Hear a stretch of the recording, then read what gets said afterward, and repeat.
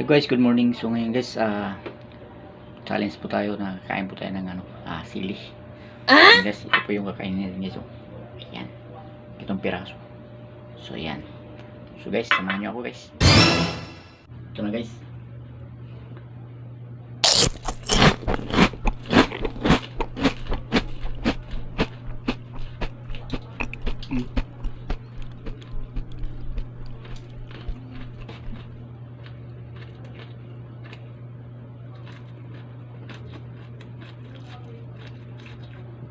Hmm?